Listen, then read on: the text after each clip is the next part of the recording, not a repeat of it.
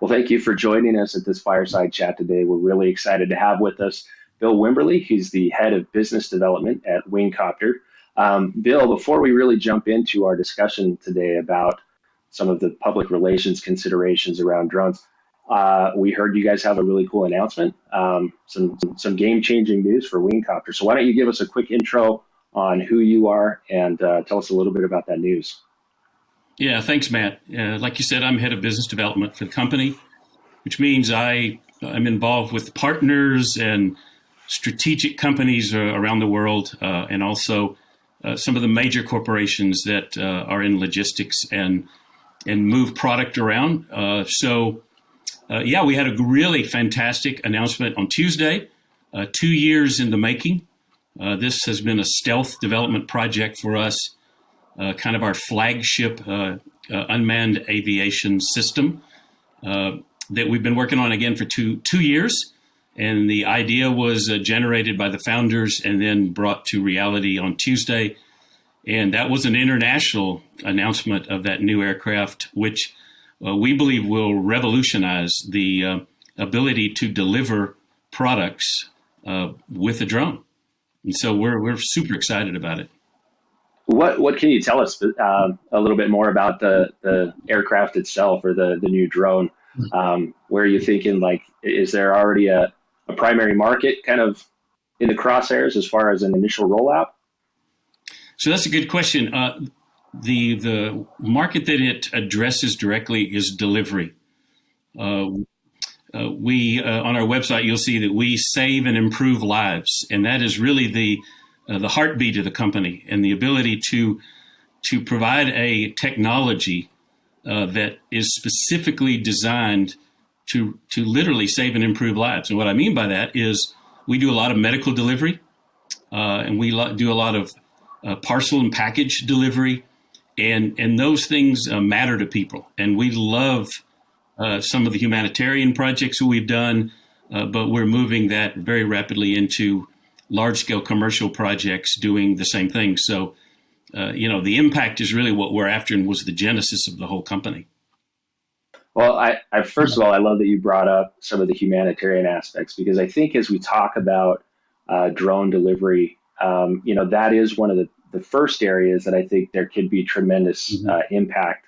Obviously, the trickle down from there, and as we start to discuss, the last mile, last minute, these next day deliveries, and people think about their Amazon packages being delivered via drone. I think that's a kind of a next step in the conversation. But I'd like to start with that. Before we jump into that, though, we've also heard that earlier this year, Wingcopter, you guys had a pretty big Series A funding round. What can you tell us about that? Yeah, we were really excited to land that. A lot of great investors.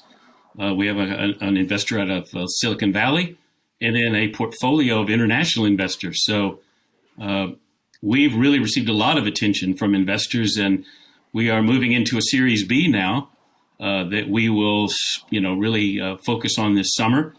And we already have most of our current investors wanting to participate going forward, and we are receiving calls and phone messages from companies that other investors that want to join with us. So, yeah, it really added the sort of the jet fuel, I guess you would call it, to our growth, and allowed us to hire some really key people and increase our expansion and also our manufacturing capabilities.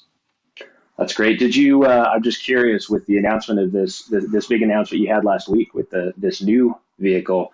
Have you seen a spike in additional increase on that next funding round at all? So the announcement was yesterday, actually. Oh, okay, and, for the new drone, and so we've seen a huge spike in interest, almost an overwhelming spike in interest from around the world. So I've spent the last 36 hours doing pretty much nothing but answering messages and LinkedIn's and so forth. So yeah, it's really been exciting. I mean, the company is just a rocket ship right now. It feels great. Well, we appreciate you taking a little bit of your time in to talk with us today. So let's go ahead and get into the conversation here. I think first of all, for those people that are tuning in, it's really important to kind of understand where we are currently as far as drone delivery. You mentioned specifically some of these emergency or humanitarian efforts. I know personally that as I've kind of dipped in and out of the news, obviously Zipline, another drone company, they made big waves when they were talking about the medical supply deliveries and immunization deliveries they were doing in Africa and other things. So talk to us a little bit about that. Where are we currently with drone delivery, and what were kind of the steps that it took to get us to this point? And then we can build on that from here. Well, the technology, quite frankly, was kind of the easy part. The regulations and being safe, flying safely, protecting people. That's the much harder part. Drones in this category are flying in the same airspace that helicopters are, that manned aircraft are. And so the various regulators like the FAA here and the regulators around the world are very concerned about being safe. And so the new drone that we just announced, we believe is the safest drone in the industry right now. It is got redundancy of systems. It has 8 rotors so that if anything fails, that there are backup systems. It has a full boatload of avionics like you would find in a manned aircraft. And all of those are enablers. The final challenge is to prove to the regulators that we and other drone companies can fly safe, occupy the same airspace, and do this effectively and efficiently.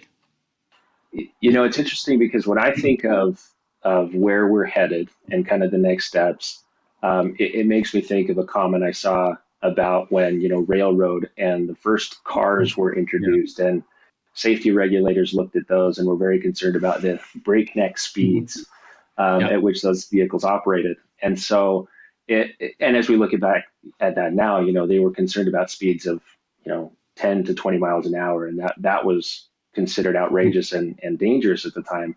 Obviously, the technology has improved drastically. Safety considerations and things, regulations over vehicular safety and everything have also changed. So it's interesting because I almost feel like we're almost in a point with drones and unmanned vehicles where we're starting to address that same issue, where we have to overcome the questions of safety, looking at this from the perspective of, can we do this in a way that will deliver value, and what is the potential cost of doing business, the safety costs of doing business? Yeah. So the regulators like to refer to this as crawl, walk, run. And there is, we do deliveries around the globe very safely today because what we do is, prior to having regulatory approval broadly for us to fly anywhere we want to, we get waivers, we get special permission, we fly over jungles and waterways and oceans and things of that nature to steer clear of, dense populations, buildings, for the most part. Now, we have flown over cities and infrastructure, but with very, very carefully planned flights, considering the entire safety envelope, considering the glide slope of the aircraft, the kinetic energy, all of those things. And then we submit that to the local regulatory authorities. And, almost always they approve it. And so, but most of those so far in the populated areas are proofs of concept. So I don't think we're very far away. I think we're less than a year away from being able to prove to the regulators that we can fly over what I would call a suburban density. To fly over New York City or downtown Dallas or whatever is going to take a little bit more time. We're going to really have to prove essentially 10 to the minus 9 safety, which is aviation safety.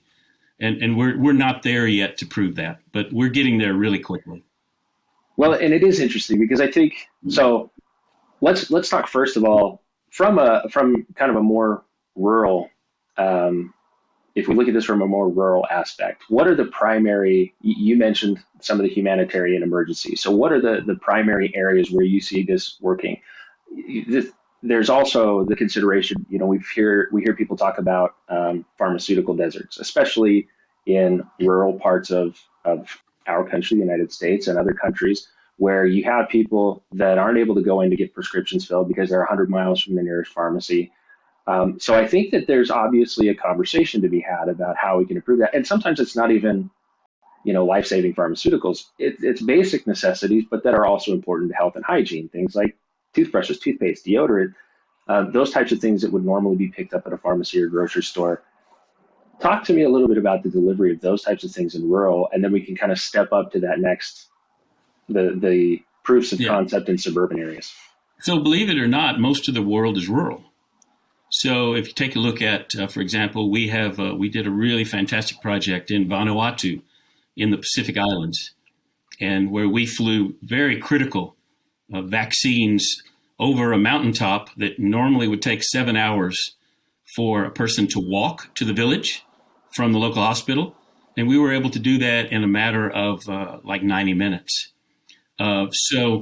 We have a project that we are working on right now to deliver vaccines in Indonesia. I'm in talks with companies in Malaysia. In Africa, we're currently flying in countries like Malawi. We've flown insulin from the western shore in Ireland to offshore islands. 2 weeks ago, we did a fantastic project with one of the largest pharmaceutical companies in the world, and a company called ANA, which is the largest airline in Japan. And we flew medical supplies from the Goto Island over to other nearby islands that are very hard to reach, except by maybe helicopter or boat. So we proved that capability and did it all very, very safely because, again, you're managing that safety in a rural setting. So now when we step that up to the more suburban settings, from a public relations standpoint, any company that wants to implement this type of technology that has plans of looking into how can they add drone delivery to their infrastructure, to their supply chain, it's almost like I can't think of the word, but the step up in terms of safety considerations, frequency, airwave frequency, privacy issues that come in as far as deliveries when you get into a more densely populated suburban area, starts to raise all those types of questions. So how do you start to address those when moving into more suburban population? Yeah, that's a great question. Like I said, it's not right around the corner. We and any of the other drone companies have to prove that we are, like I said, 10 to the minus 7, maybe even higher a level of safety. We do that by having onboard avionics that do detect and avoid, that ID the aircraft, radar, other components that help us to fly in the environment that's occupied by the big boys, right? The helicopter companies and the airlines and so forth and so on. So as that is proven out over the next, I would say, 18 to 24 months, I think that the regulators will begin to open up that airspace, and they'll begin levels at a time. For example, with the FAA, there are levels of density per square mile, and you have to fly a certain amount of hours successfully without an incident to prove to them that you have the ability to fly at that level of density. And so, like I said before, suburban is really the entry point that we will try to be in over the next 18 months or so. And then once suburban is proven and you fly, another X number of hours to get to the next level of density, it's just a gradual step up the ladder until you prove yourself perfectly safe for a high density flying. But again, I believe that's a couple of years away before we're going to be doing that. So. And when you think of it that way, you also have to consider then, okay, who are the organizations that are primarily going to be jumping into this right away? It's not like every shop, every grocery store, every group is going to all of a sudden have their own drone delivery and the sky's just going to be flooded with drones. There's going to have to be considerations and regulations around that as well. I mean, the more things we send up into the air, obviously that raises additional considerations. So the way the FAA works is we will be type certified as an aircraft. Okay. But we have to be partnered with a Part 135 operator. So, for example, American Airlines, Southwest Airlines, various helicopter companies, those are all Part 135, which have earned the right to actually operate in the airspace. So we have a couple of partners here in the U.S. that are those Part 135 operators, and they, along with us with our type certified aircraft, those combined components, the operator and the aircraft, are what allows you to enter into that airspace. Like I said, a crawl, walk, run, and you can't just go out and buy a drone like ours. If you're Matt Stubbs' company, and just take off and start flying it. It's not possible. So it's very. My son will be very disappointed to know that he can't. Yeah, Matt. We won't be sending you one, by the way. No, darn. But no, I mean, let me tell you, there's a lot of layers of authority and proof, and it's a grueling process for the aviation companies. But we'll get there. We'll get there for sure. So, I think for a lot of people, from the consumer side, they don't think about often a lot of these other use cases, and it really comes down to my Amazon package or my delivery and how do I get that next day. As we talked about, as we've been talking about this, so do you ever really see drone delivery as kind of stepping in to fill that, or do you think it's going to be more specific use cases like emergency goods, living essentials, disaster supplies, or recovery things? Is there ever going to be a time you think, and timeline maybe, what that looks like as far as when do we get to that point where we're really starting to think more about, the Amazon packages and less about the essentials? So I know that you guys had UPS on one of your sessions, and UPS is one of the pioneers in this space, and they believe firmly that there is value in the final mile delivery with drones. Now, there are certain use cases within their logistics model that makes sense, just like any place. Where I am in, relatively near downtown Austin, when I order something today, I'll probably have it tonight. So, do I need it instantaneously? I can't even imagine why you'd need that. However, there are places like we talked about earlier in the world that are cut off from that instant delivery capability, and those are really the first ones that are going to benefit from this. And yes, I do believe someday there will be drones that will be flying around doing package delivery. There are companies out there that are building the infrastructure to install in your home, literally to cut a hole in your attic and install different devices or devices that look like post office boxes that are automated for receiving packages. I think they're a bit ahead of the curve, but 2 maybe 3 years from now, I could see that happening for sure. And this is something, and not as related to maybe the safety aspect, but it's something that's always kind of fascinated me. Talk to me a little bit more about you mentioned some of the failovers and things for safety, but talk to me about how precise can these deliveries be? So, I mean, we think about, you're going to have a drone delivery box on your roof. Obviously, that drone and the computer, the systems within it are going to have to be making calculations to be as accurate as possible. And I think when I look at this, I really see two types of delivery. You have the fixed wing where they kind of fly over, drop it on a little parachute, and it takes calculations that lower this down. And then you have what I think most people associate with the drone, and that's, it's got the propellers and the copter, so it can actually get a lot closer to your potential target, in theory. Talk about that. Like, is there benefits, disadvantages to delivery, those different delivery options? Does one have a greater range as far as distance and things like? So Yeah. talk to us a little bit about that. So the Wingcopter is a fixed wing, electric, vertical takeoff and landing UAS. And what that is really a combination of the multicopter. You've probably seen the DJI multicopters, quadcopter, some of them are called. It's a combination of that and a fixed wing aircraft. So it's really the best of both worlds. So it takes off vertically, and the rotors tilt. It's a patented design of our company, and they convert into forward flight. So is it like what are those called? The Osprey jets that they have is that what they're called? Those same it's idea? Pretty much exactly like that. Okay. I guess it's Pretty not a much jet. exactly like that. And so the beauty of that is you don't need any extra infrastructure. So it takes off and lands pretty much anywhere. And you ask about accuracy. These aircraft land extremely accurate.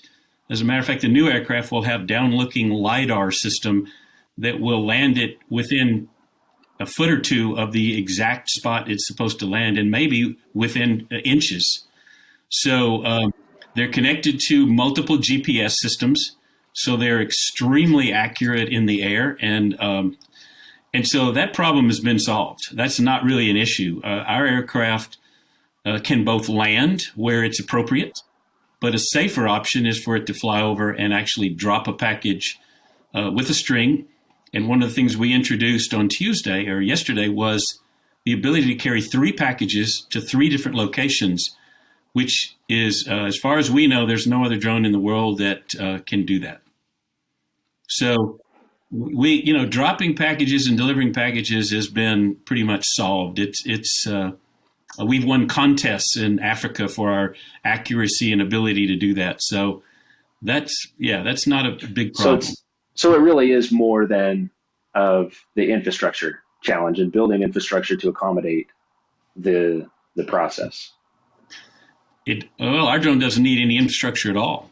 So we can now like I said, there are companies building infrastructure for receiving a package. For example, if you weren't home, our drone would fly over. It could drop down to the target location. It would recognize the barcode. It would open the door and drop the package in. And so there's a myriad of those companies already out there. That's not really what we do. We are just agnostic to that, but that's being solved as well. There's half a dozen companies that are really doing some cool stuff. Do you think as we look forward, will there have to be a standardized platform?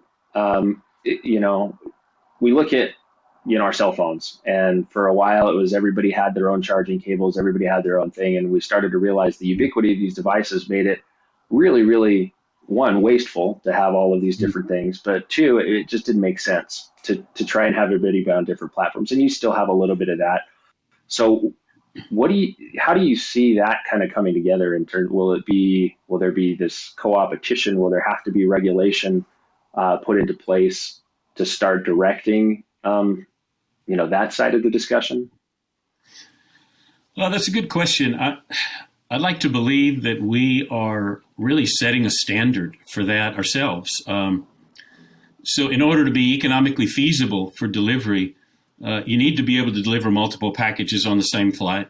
Another thing we introduced is the ability for one pilot to operate 10 of our drones autonomously and simultaneously. So, and we have other capabilities of maintenance capabilities that we can turn around the aircraft quickly in kind of like Southwest Airlines does, if they're famous for, from the gate, right? So, I think there will eventually be some players, some drone companies that will rise to the top, and others that maybe won't rise up to the top. And, battery life is crucial. Time in the air is crucial. The ability to maintain and keep the drones flying. We can fly in some pretty severe weather conditions. For example, we designed ours to fly in high winds and rain. A lot of the drone companies cannot fly in rain. They don't have the rain proofing, I guess you would call it, and the ability to do that. So I think that in order to, be the top of the game, you're going to have some of those capabilities. And I think we've set the bar super high for that. When we think about, that brings up a really good question. Obviously, going back early to our conversation about emergency delivery, the ability to deliver goods, especially during natural disaster, taking into consideration things like wind, rain, smoke, as we've seen with like heavy wildfires and things. Is there additional impact where we see drone delivery being able to play a really important role, not just on medications and goods, but in actually helping, for wildfires, for example, or helping in infrastructure challenges? We don't try to be the end all company for every single application.